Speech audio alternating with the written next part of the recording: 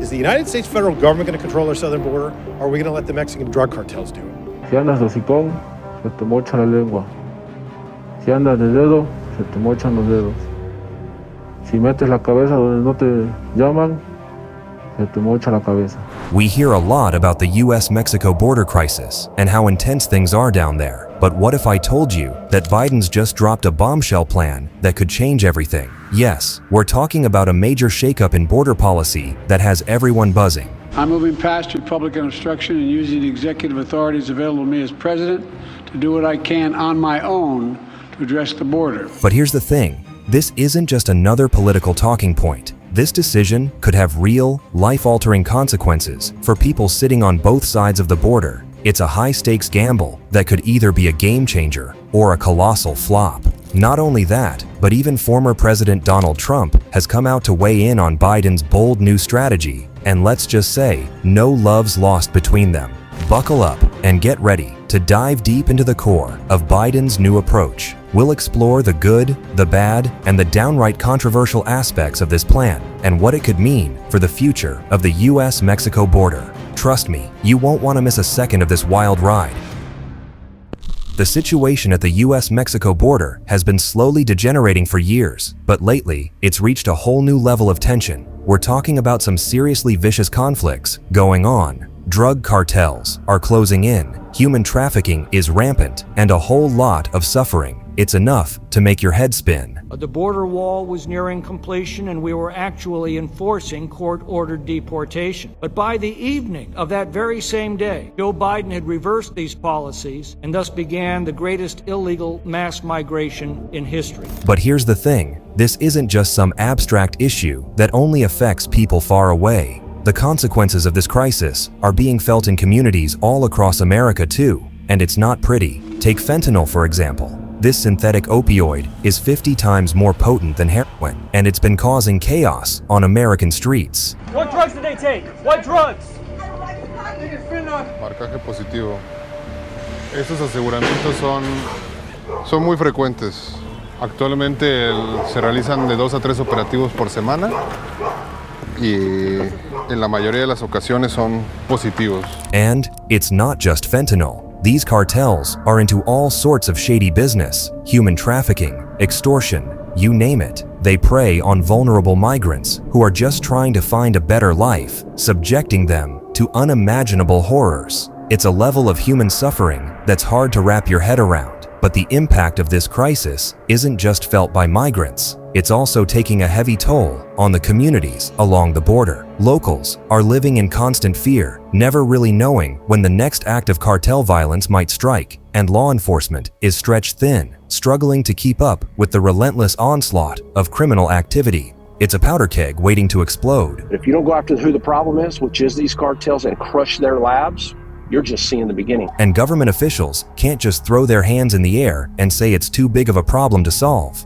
They have a moral obligation to act, to do something, to stem the tide of violence and suffering. And that's where Biden's plan comes in. Now, a lot of people might be thinking, another politician making big promises. What else is new? But if we were to take Biden's word for it, this plan is different. He's saying that this is not just a band-aid solution or a political stunt. It's a complete, all-around approach that aims to tackle the root causes of the crisis and not just the symptoms. But let's not kid ourselves here. It's not going to be easy. The cartels aren't just going to roll over and play dead. They're going to fight back with everything they've got. And there will be plenty of critics and obstacles along the way. Apparently, Biden has had enough of the Republicans stonewalling him on immigration reform. So, he's decided to take matters into his own hands with a new executive order. Here's the deal. Biden wants to slam the door on asylum seekers when things get too crazy at the border. Today I'm announcing actions to bar migrants who cross our southern border unlawfully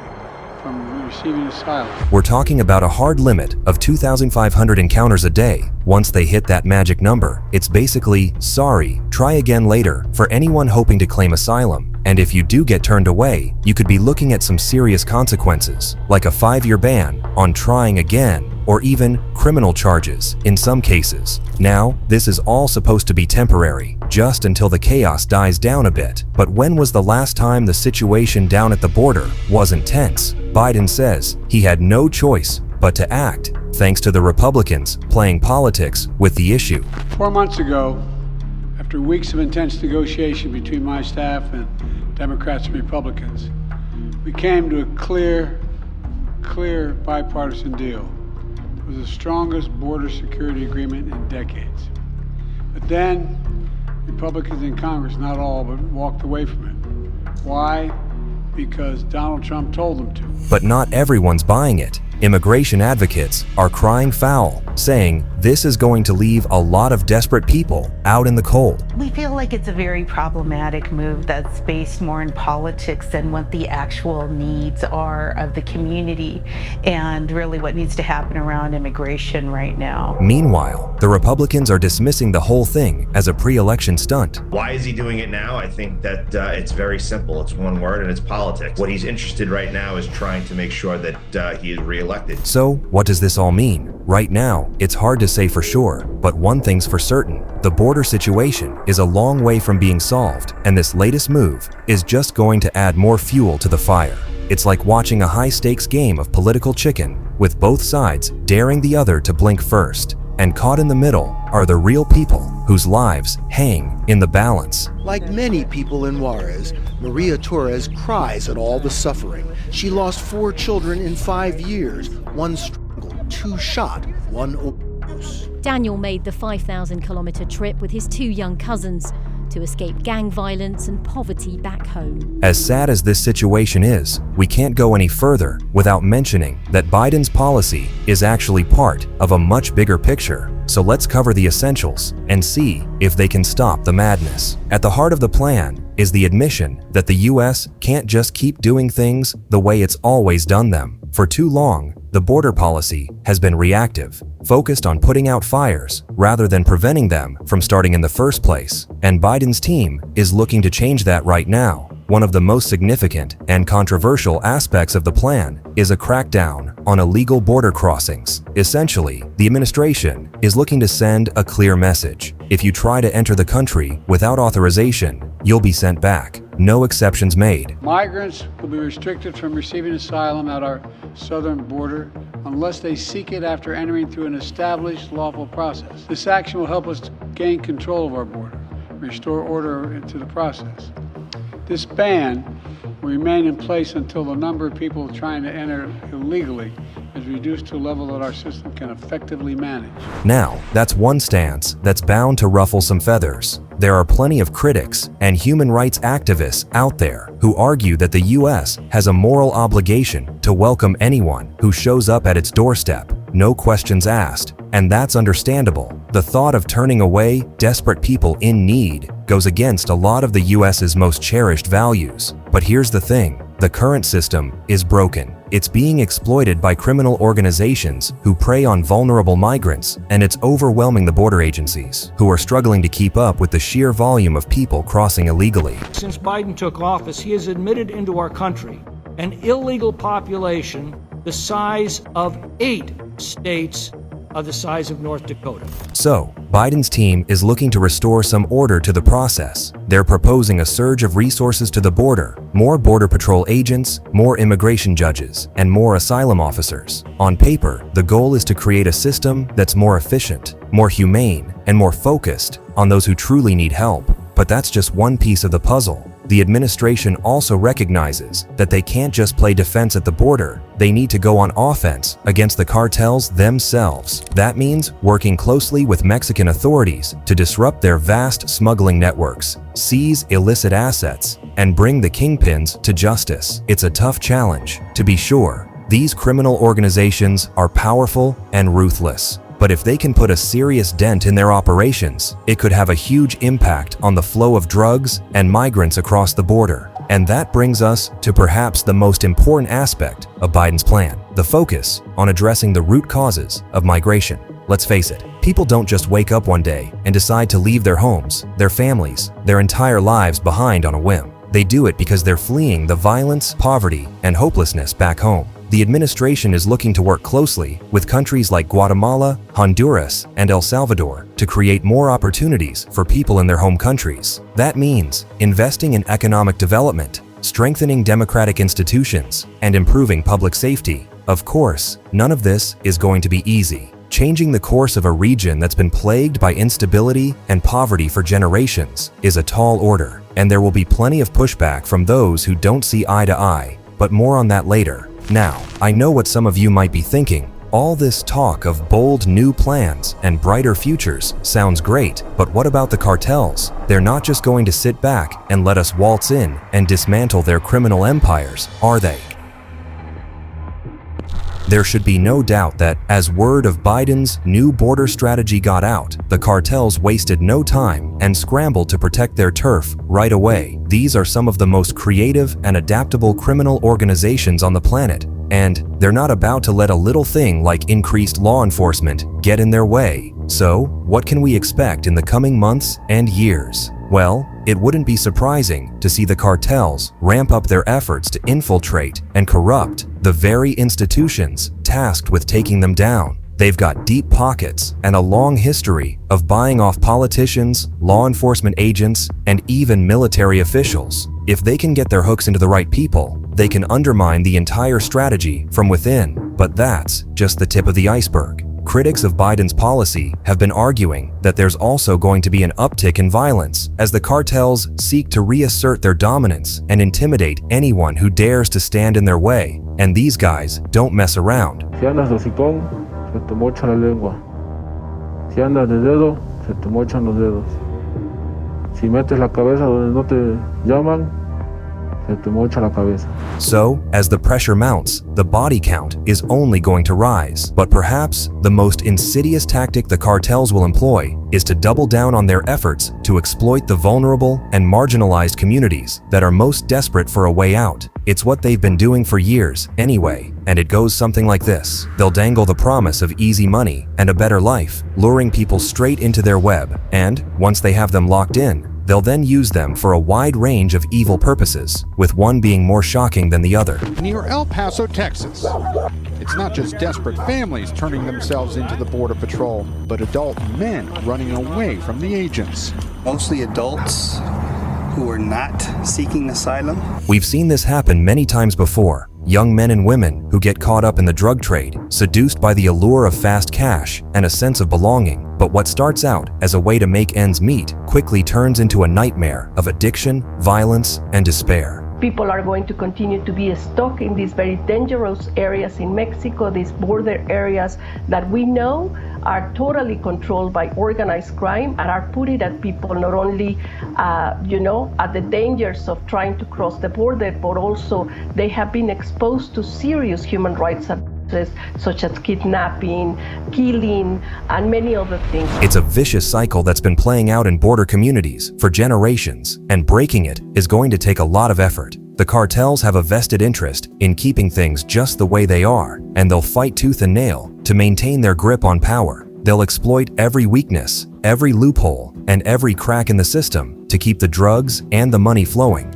Of course, taking on the cartels is just one of the many challenges Biden's border plan will have to contend with. Anytime there's a policy shift like this, it's bound to ruffle some feathers and encounter some serious pushback. But there's one particular critic who stands out the most, and he's been very vocal about his dislike for Biden's decision-making since the very beginning of his presidency, and that's former President Donald Trump.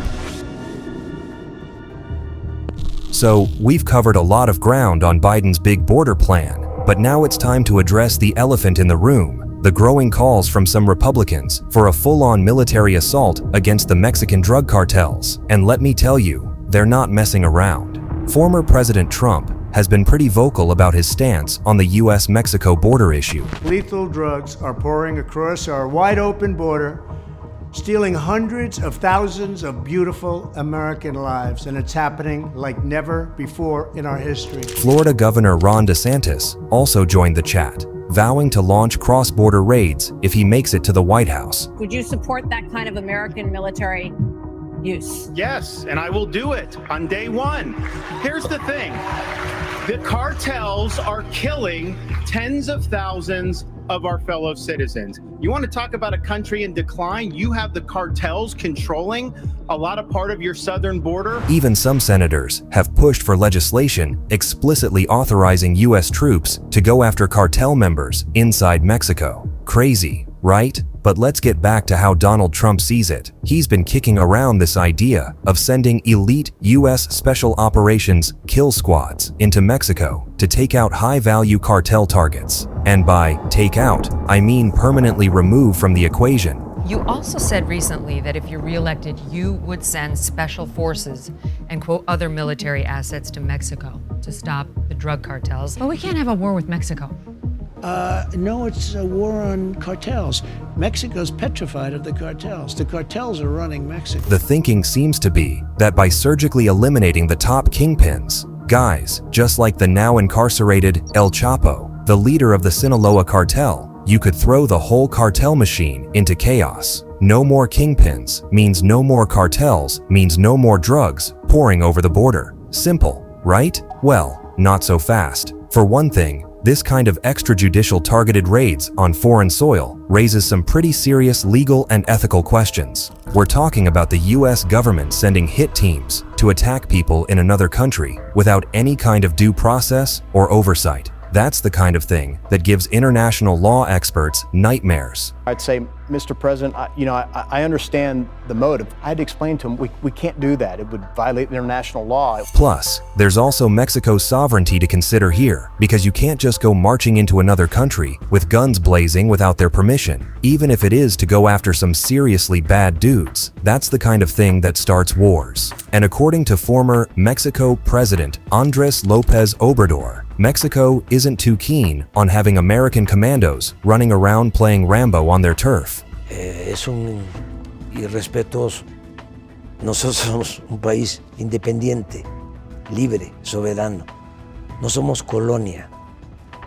No somos protectorado de ningún país extranjero. But even setting all that aside, there's a more fundamental problem with this strategy that experts were quick to point out. Taking out a kingpin might feel satisfying in the moment, but it rarely deals a lasting blow to the cartel itself. These organizations are incredibly resilient and adaptable, with deep roots in the communities where they operate and a never-ending supply of ambitious young criminals ready to step up and fill any vacuum. But here's the thing. As tempting as it might be to just go in guns blazing, most experts agree that a heavy-handed military intervention would likely backfire big time. It could destabilize the entire region, damage the US-Mexico relationship, and maybe even spark an outright conflict. Plus, history has shown that taking out one cartel leader often just creates a power vacuum for someone even worse to step in. Just look at what happened to El Chapo and the Sinaloa cartel. His capture was supposed to be this huge victory, but then his sons took over, and things got even more violent and chaotic. Well, Mexican drug cartels are not shy about making their presence known along the southern border to the point where they are turning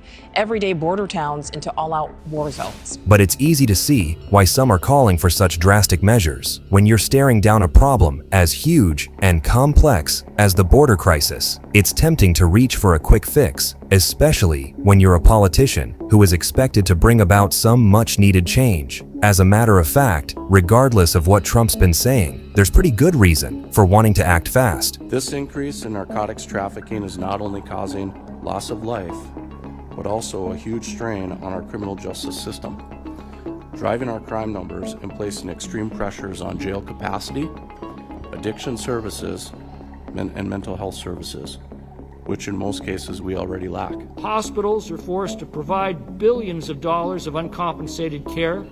Fatal drugs like fentanyl are now flooding our streets. We're talking about entire towns having to stock up on overdose reversal drugs like naloxone, first responders being overwhelmed, the whole 9 yards. It's a full-blown emergency, and incremental half measures aren't going to cut it anymore. President Biden needs to step up with a bold, comprehensive plan that matches the scale of the problem, something that goes beyond just nibbling around the edges. Otherwise, he risks ceding the issue entirely to the Republicans, who are more than happy to stoke fears and promise military action. Consequences be damned. But here's the rub, with the parties so bitterly divided, getting any kind of meaningful legislation through Congress is probably a pipe dream. So, Biden's going to have to get creative and use every tool in his executive toolbox to make real progress. Maybe that means a massive surge in border security resources, or a full court press to take down cartel finances and supply chains. Maybe it means really leaning on Mexico